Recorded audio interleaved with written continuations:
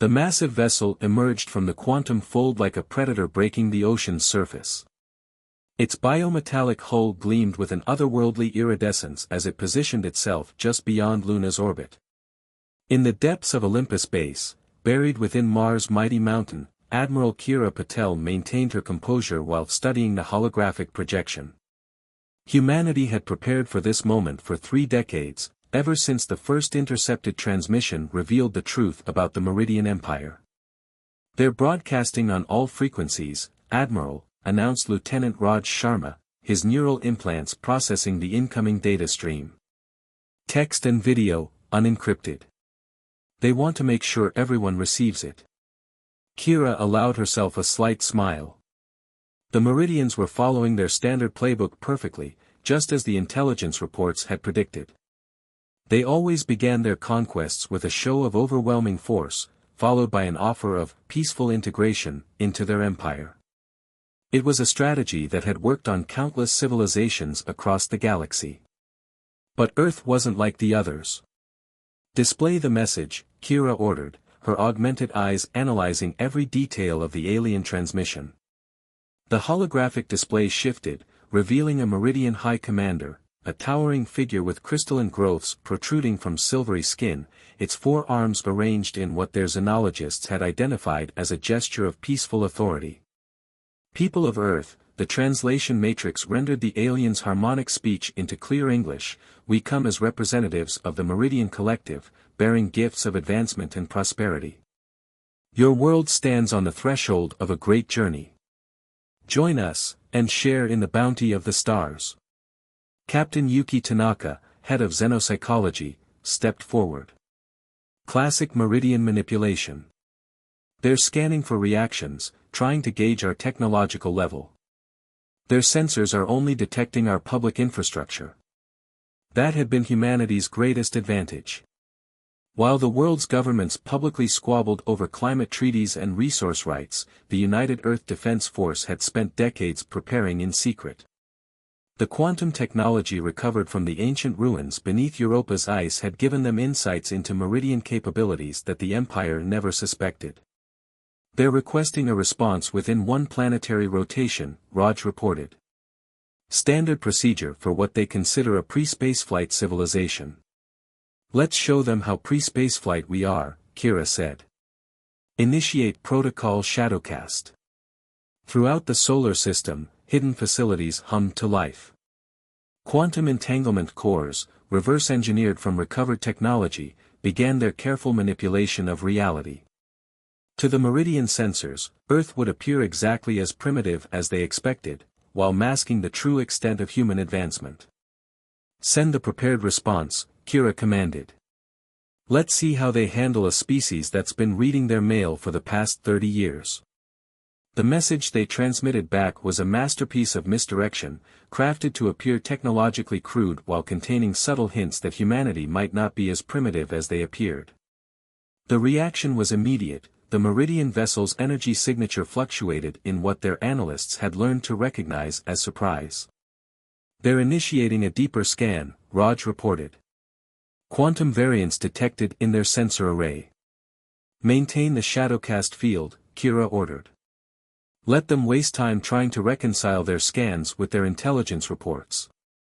Every hour they spend confused is another hour for our deep space units to move into position." The Meridians' response came quickly, their message now carrying an edge of uncertainty. They requested immediate video contact with Earth's leaders, something their psychological profile indicated they only did when situations didn't match their expectations. "Time to give them their first real surprise," Kira smiled. "Connect me to the Helios defense grid. Let's show them what happens when you try to intimidate a species that's been studying you for decades." As she gave the order, hundreds of stealth platforms throughout the solar system began powering up their quantum cores. The Meridians were about to learn that humanity's greatest weapon wasn't their technology, it was their capacity to learn from the mistakes of others. The video connection established, revealing the Meridian commander in full holographic detail.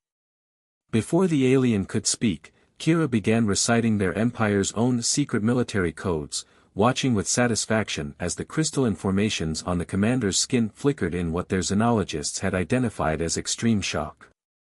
"Welcome to Sol System," she said calmly. "We've been expecting you.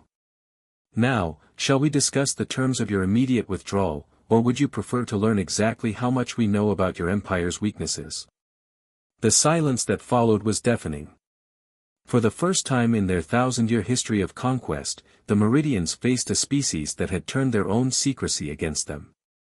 Humanity hadn't just prepared for war, they had prepared for this specific war, against this specific enemy. As backup Meridian ships began emerging from quantum folds, Kira allowed herself a moment of grim satisfaction. Phase 1 had worked perfectly. The Meridians had committed their forces exactly where Earth's defense grid was strongest. Now it was time to show them why underestimating humanity was the biggest mistake their empire had ever made. The real battle was about to begin, and humanity was ready with weapons and strategies the Meridians had never encountered. After all, while they had been conquering primitive species, humanity had been studying, adapting, and preparing. The hunters were about to become the hunted. The next 48 hours unfolded exactly as humanity had planned. While the Meridian fleet positioned itself in an attack formation above Earth, the real battle was taking place in realms they couldn't even perceive.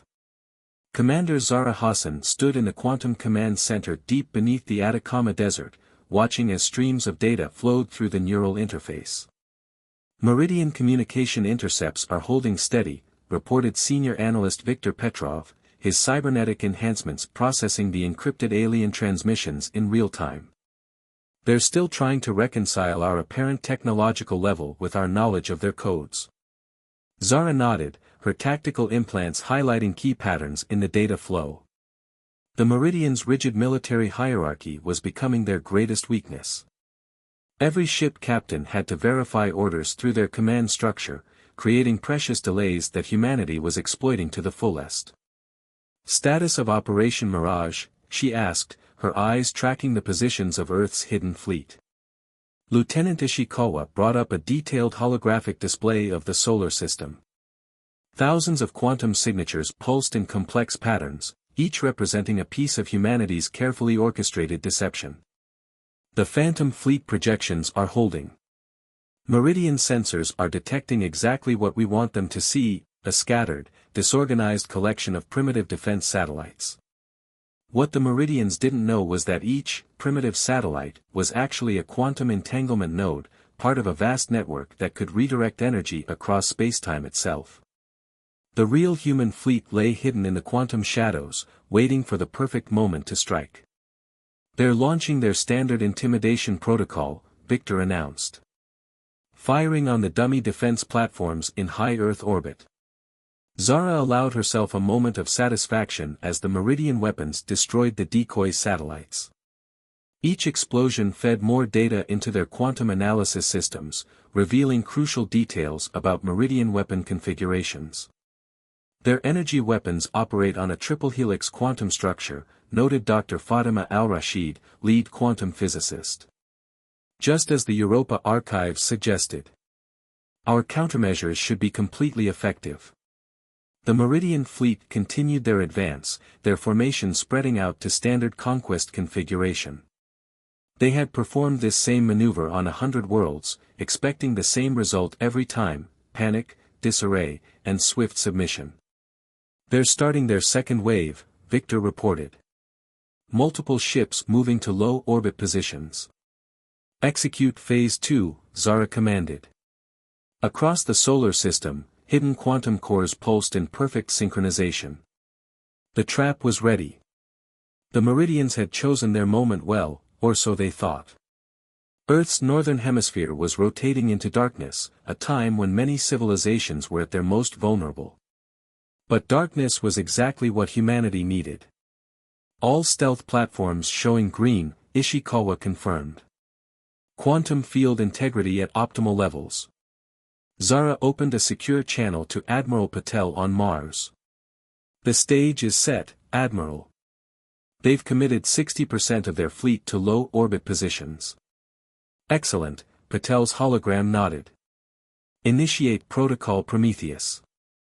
Throughout the solar system, humanity's true technological prowess began to reveal itself. Quantum fields shifted, allowing carefully selected emissions to leak through their stealth screens. Just enough to make the Meridians question everything they thought they knew about Earth. The reaction was immediate. Meridian ships began shifting positions, their formation losing its perfect symmetry as commanders responded to conflicting sensor data. Some detected energy signatures that shouldn't exist on a pre-spaceflight world. Others reported impossible gravitational anomalies. Each ship responded according to standard protocols, which was exactly what humanity was counting on. Their fleet coordination is dropping, Victor reported with satisfaction. Command lag increasing as they try to verify conflicting reports. Show me their command ship, Zara ordered. The holographic display zoomed in on the massive vessel, its crystalline surface reflecting sunlight in complex patterns. Quantum analysis showed increasing power fluctuations as they attempted to make sense of the situation. They're bringing their primary weapons online, Ishikawa warned. Standard response to potential threats. Right on schedule, Zara smiled. Deploy the quantum mines. Throughout the solar system, thousands of microscopic devices activated. Each one was a marvel of human engineering, a quantum entanglement node capable of redirecting energy across spacetime. As the Meridian ships charged their weapons, they had no idea they were actually powering humanity's defense grid. Quantum entanglement field at maximum capacity, Dr. Al-Rashid reported. Ready to redirect their energy signatures. The Meridian fleet hung in space like a sword over humanity's head. But they were about to learn that the sword cut both ways. Their own energy weapons would become the key to their defeat, turned against them by technology they didn't even know existed. Send the signal, Zara commanded. Let's show them what happens when you threaten a species that's been preparing for your arrival for 3 decades. Across Earth's night sky, quantum fields began to shift. To any observer on the ground, it would appear as if the stars themselves were moving, rearranging themselves in impossible patterns. The Meridian fleet was about to discover that humanity's apparent primitiveness had been the greatest deception of all. The real battle was about to begin, and Earth's defenders were ready to show the galaxy why humanity had survived every challenge they'd ever faced. The Meridians had brought their most powerful weapons to Earth, never suspecting that those same weapons would be their undoing. The quantum mines detonated simultaneously across the solar system, each explosion rippling through spacetime like stones dropped in a cosmic pond. In the Titan Command Center, Fleet Admiral Marcus Wong watched as the carefully orchestrated chaos unfolded. The Meridian ships, caught in overlapping quantum fields, found their own energy weapons turning against them in ways their 1,000 years of military doctrine had never predicted. Multiple Meridian vessels reporting critical system failures, Strategic Officer Nadia Volkov announced, her neural interface processing the flood of battlefield data. Their quantum matrices are destabilizing exactly as the simulations predicted. The Meridians had always relied on their superior technology, never imagining that a primitive species could turn their own quantum mechanics against them. Each attempt to power up their weapons only fed more energy into humanity's entanglement network. Launch the Artemis squadrons, Marcus commanded. Across the solar system, hidden hangars opened in asteroids and beneath planetary surfaces. Humanity's true fleet emerged from quantum shadows, ships that represented the perfect fusion of recovered alien technology and human innovation. Artemis squadrons reporting ready, Captain Ibrahim Rahman reported from the lead vessel. Quantum drives nominal. Weapon systems online. The human ships were smaller than their Meridian counterparts, but size had never been humanity's advantage. Speed, adaptability, and the element of surprise, these were the weapons that had kept humanity alive through countless challenges on Earth. Now they would prove just as effective in space. Begin attack pattern Delta, Marcus ordered. Show them why you don't corner a species that evolved as persistence hunters. The Artemis squadrons moved with impossible precision, their quantum drives allowing them to appear and disappear faster than Meridian sensors could track. Each ship was equipped with technology reverse-engineered from a dozen different alien sources, combined in ways the Meridians had never imagined possible. First wave impact in 3, 2, 1. Nadia counted down. The quantum torpedoes struck with devastating effect. Unlike conventional weapons, these projectiles existed in multiple quantum states simultaneously. Meridian shields, designed to stop attacks in normal spacetime, proved useless against weapons that technically didn't exist until the moment of impact. Direct hits confirmed, Ibrahim reported, his voice tight with controlled excitement. Their flagship's primary defense grid is down. Secondary systems failing. The Meridian fleet's perfect formation had dissolved into chaos. Ships designed for coordinated assault found themselves unable to maintain basic communication as human quantum interference scrambled their networks. Each vessel was forced to act independently, exactly the scenario their rigid command structure was least prepared to handle. They're launching fighter squadrons, Nadia reported. Standard response to unexpected threats. But their pilots are hesitating, the quantum interference is affecting their neural interfaces. Marcus allowed himself a grim smile. The Meridians had become so dependent on their advanced technology that they'd forgotten how to function without it.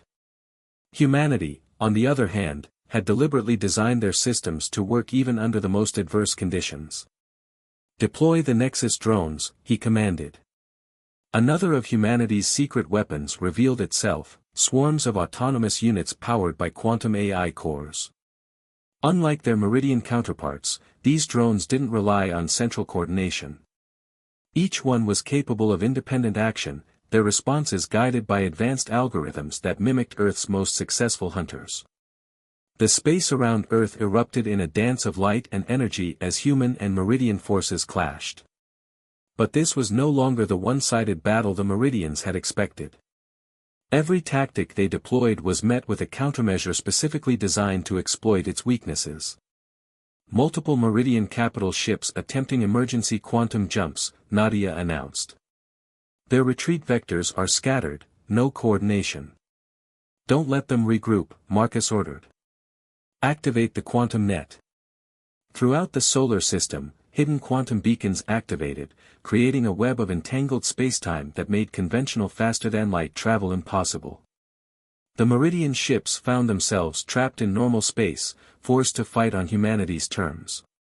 In the command center's main display, Marcus watched as decades of preparation and planning came to fruition. The Meridians had expected to find a primitive species ripe for conquest. Instead, they'd walked into a trap set by a civilization that had spent years studying their every weakness. Incoming transmission from the Meridian flagship, Nadia reported. They're requesting immediate dialogue with Earth's military command. On screen, Marcus ordered, straightening his uniform. The holographic display shimmered, revealing the Meridian High Commander. The aliens' crystalline growths had dulled, a sign of extreme stress in their species. Enough, the alien's translated voice carried a note of desperation. Your species, you are not what we thought. No, Marcus agreed, his voice calm but firm. We are not. And now you have a choice to make. You can continue this battle, watching your fleet be systematically dismantled by weapons you don't understand. Or you can withdraw, immediately and completely, and prepare to negotiate with humanity as equals. The silence that followed was heavy with historical significance. For the first time in their long history of conquest, the Meridian Empire faced not just defeat, but humiliation at the hands of a species they had grossly underestimated. The real question now was whether they would learn from this encounter, or if pride would force them to continue a battle they had already lost. Either way, humanity was prepared. The trap had sprung perfectly, and now the hunters had become the hunted in a way the Meridians had never imagined possible. The news of humanity's successful defense spread through the Meridian Empire like a quantum shockwave. In the secure diplomatic chamber of the Luna base, Ambassador Sofia Reyes watched the encrypted transmissions flow in from deep space listening posts. After centuries of absolute control, the Empire was beginning to fracture. "We're receiving signals from 3 different Meridian colony clusters," Intelligence Director Thomas Okafor reported, his augmented vision processing the streams of alien data. "They're not just requesting dialogue, they're offering military intelligence." The Meridian Empire's greatest weakness had finally emerged. Their subjugated species, watching Earth's successful resistance, had found the courage to question their master's authority. What had begun as a simple defense of Earth was evolving into something far more significant, a galactic revolution. "Show me the Centauri sector transmissions," Sophia requested. The holographic display shifted, revealing details of Meridian fleet movements. Entire battle groups were being redirected from their conquest routes, rushing to quell growing unrest throughout their territory. "The Archon species is leading the resistance," Thomas explained, bringing up biological data on a crystalline race that had been among the Empire's first conquests. Their quantum technology actually surpassed the Meridians, but they lacked the military doctrine to use it effectively. "Now they're requesting our tactical protocols." Sophia allowed herself a moment to appreciate the irony. The Meridians had spent centuries ensuring none of their subject species could communicate directly with each other. Now, humanity's quantum communication network was bypassing those restrictions, allowing resistance movements to coordinate for the first time. "Priority message from Admiral Wong," announced Communications Officer Aisha Patel. "The Meridian flagship is requesting a full diplomatic conference. Not just with Earth, they want representatives from all their subject species present. They're trying to maintain control of the narrative," Thomas observed. "Standard Imperial protocol when facing unprecedented situations." "Bring up the tactical display," Sophia ordered. The holographic map expanded, showing the positions of both Meridian and human forces throughout the solar system. The once mighty invasion fleet had been reduced to a scattered collection of damaged vessels, their quantum drive still neutralized by humanity's containment field. "Incoming transmission from the Proxima Resistance," Aisha reported. "They've seized control of 3 Meridian shipyards. They're offering us the technical specifications of the Empire's latest quantum weapons." This was the moment humanity had prepared for, but never dared hope would come. The Meridian Empire, which had seemed invincible just days ago, was revealing its fundamental flaw: they had never learned to adapt, to evolve beyond their initial successes. "Send word to the resistance leaders," Sophia decided. "Tell them Earth is prepared to host a coalition conference. It's time to reshape the galaxy's power structure." The response was immediate and overwhelming. Species that had suffered under Meridian rule for generations saw an opportunity not just for freedom, but for justice.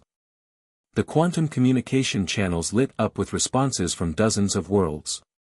"The Archons are offering to share their quantum crystalline technology," Thomas reported, his expression showing genuine amazement. "The Proxima Resistance has control of the Empire's primary shipyard in their sector. The Alterian Collective is transmitting the access codes to the Empire's strategic command network." In the space of a few days, humanity had accomplished what no other species had managed in centuries: they had cracked the foundation of the Meridian Empire's power. Not through overwhelming force, but by providing something the Empire had never expected: hope. "Multiple Meridian warships are powering down weapons systems," Aisha announced. "We're receiving surrender signals from at least 30% of their remaining fleet." The holographic display showed the changing allegiances in real time. Ships that had arrived as conquerors were now requesting asylum, their crews choosing to side with the resistance rather than maintain loyalty to an empire that had begun to crumble.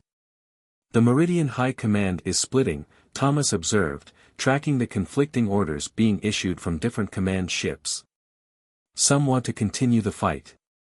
Others are calling for immediate reform. They've lost consensus for the first time in their recorded history.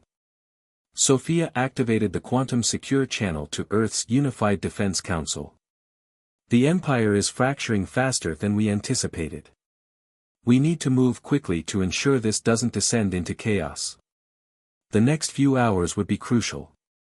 Humanity had proven they could defeat the Meridians in battle, but now came the harder task, rebuilding a galaxy that had known only imperial rule for centuries. They would need to balance justice with mercy, retribution with reconciliation. "Prepare the diplomatic chambers," Sophia ordered. "And contact Admiral Wong. Tell him to maintain the quantum containment field, but be prepared to extend safe passage to any ships that formally surrender." As she watched the tactical display, Sophia reflected on the irony of the situation. The Meridians had arrived expecting to find a primitive species ready for conquest. Instead, they had discovered something far more dangerous, a civilization that had learned from history's mistakes and was ready to forge a new path forward. The galaxy was changing, and humanity would ensure it changed for the better.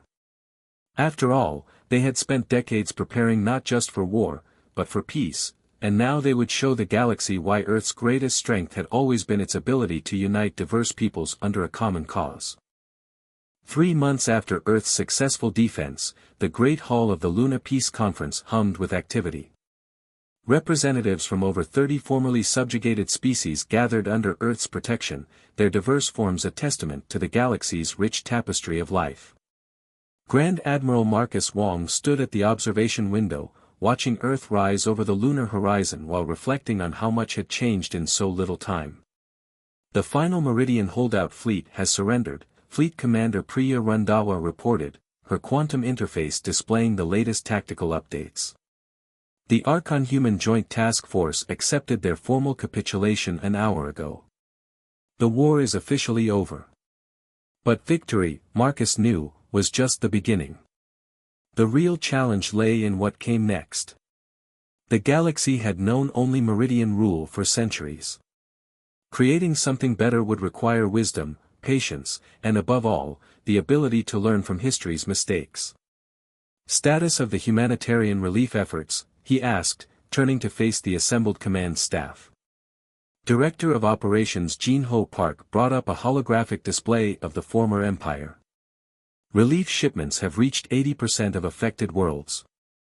The Proxima shipyards have been converted to produce medical and reconstruction supplies. The quantum transport network is operating at full capacity. The combined technological knowledge of Earth and the liberated species had created possibilities that would have seemed like magic just months ago. Quantum healing techniques developed by the Archons were being combined with human medical innovations. Meridian faster-than-light technology was being refined by Earth scientists to create stable transport corridors throughout the galaxy. "We're receiving another transmission from the Meridian Reformists," announced Communications Chief Lucia Montoya. "They're requesting permission to attend the next Coalition Council session." Marcus nodded thoughtfully. The Meridian Empire had split into 3 factions after their defeat. The Reformists, led by younger commanders who had seen the folly of their species' ways, were the largest group. They sought to rebuild their civilization as equals rather than conquerors. "Update from the Xenoarchaeology team on Europa," Jin-Ho continued. "They've confirmed our theories about the ancient quantum technology we found. It wasn't just left by advanced precursors, it was deliberately placed there as a safeguard against imperial expansion. We were meant to find it." The revelation had shaken both human and Meridian historians. The galaxy had been carefully shepherded by ancient species who had foreseen the rise of expansionist empires. Earth's discovery of quantum technology hadn't been luck, it had been part of a plan set in motion millennia ago. "The Coalition Council is ready to begin," Admiral Priya announced. "They're waiting for your opening address." Marcus straightened his uniform and turned toward the conference chamber. Representatives from dozens of species filled the room, their forms as varied as their histories. Former enemies sat side by side, united by a common vision for the future. "My fellow sentients," he began, his words translated simultaneously into 30 different languages. 3 months ago, we gathered here as refugees and resistance fighters. Today, we meet as architects of a new galactic order. The quantum displays showed similar gatherings taking place on worlds throughout the former empire. Species that had been isolated from each other for generations were now linked in real time, participating in the birth of something unprecedented in galactic history. We have won our freedom, Marcus continued, but victory brings responsibility. The Meridian Empire maintained order through force and fear. We must create something better, a coalition built on mutual respect, shared knowledge, and the understanding that diversity is not a weakness to be suppressed, but a strength to be celebrated. He gestured to the Earth hanging in the lunar sky. My species spent decades preparing for war, but we also prepared for peace. We studied not just the Empire's weaknesses, but also its strengths. We learned not just how to fight, but how to build.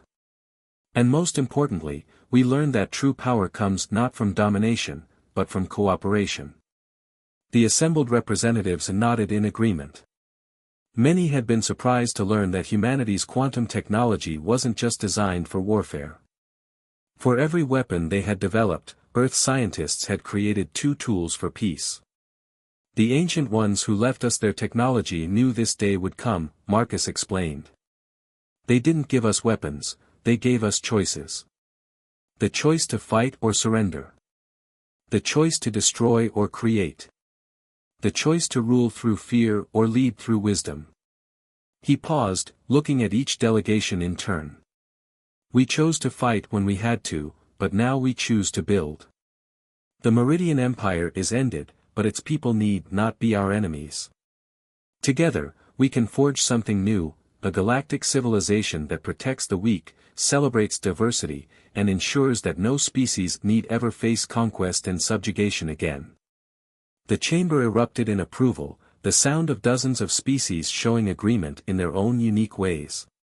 The quantum network carried the moment to every world in the former empire, a symbol of unity replacing centuries of division. The real work begins now, Marcus concluded. But we face it together, as equals. Earth extends its protection to any who seek peace, its knowledge to any who wish to learn, and its friendship to any who share our vision of a free and united galaxy. As the council began its deliberations, Marcus returned to the observation window. The Earth continued its eternal dance above the lunar surface, but its significance had changed. No longer just humanity's cradle, it had become a symbol of hope for countless species across the galaxy. The price of victory had been high, but the reward was beyond measure, a chance to build something that had never existed before. A civilization that learned from the past without being bound by it, that celebrated differences while finding common ground, and that faced the future not with fear, but with hope.